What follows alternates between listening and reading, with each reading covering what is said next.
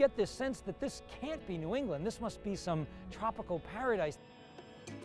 But it's not. It's right here. It's in our own backyard. It is one of these last remaining hotspots of biodiversity when we've probably lost so much everywhere else. It is like no other place I've ever been. Even though it's unique, it's quite vulnerable. It has some protection, but that protection is only temporary and it can be removed at any time. I've studied the whole ecosystem for 30 years. The biggest change I've seen on caches is due to overfishing, without a doubt. I mean, I've actually witnessed the drastic reduction of cod in my lifetime. We learned how to catch a fish just about everywhere there was in the Gulf of Maine. That was my job.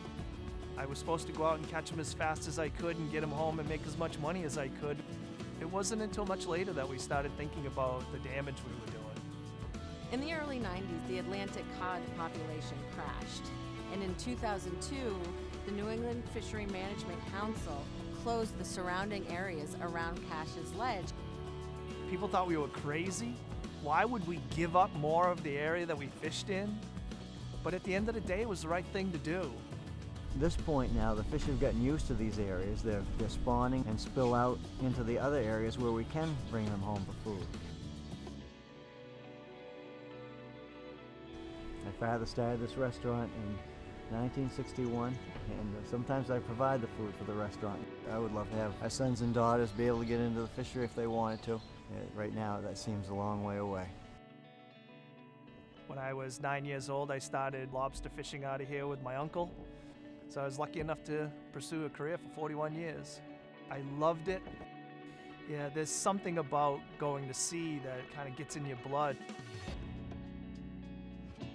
Scientists are able to use this as an underwater laboratory to look at the health of our oceans. Caches has every representative Gulf of Maine habitat. There are whales on Caches. I've seen right whales and minke whales, large kelp forests, big horse mussel beds. It's a nursery habitat for commercially important fish, not only in the kelp bed, but deeper on the flanks and rocky slopes of Caches. I can stand on the tips of my fins, my flippers, and just barely peek out over the top of this kelp. It's like the canopy of a rainforest. It's not like anything else that I can compare it to in New England. We protect far greater areas of terrestrial habitat than marine habitat, even though we depend on the oceans. The oxygen we breathe comes from the sea. But such a small fraction of the world's oceans are truly protected. What has brought me not only back to New England waters, but specifically to a place like Caches Ledge, is because I feel a real sense of urgency about this very special place that I believe needs to be protected.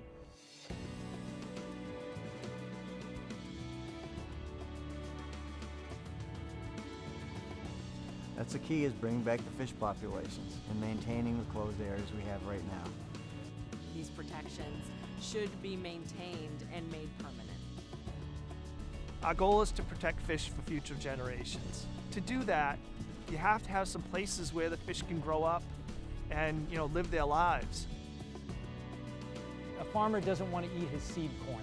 You want to have some investment for the future.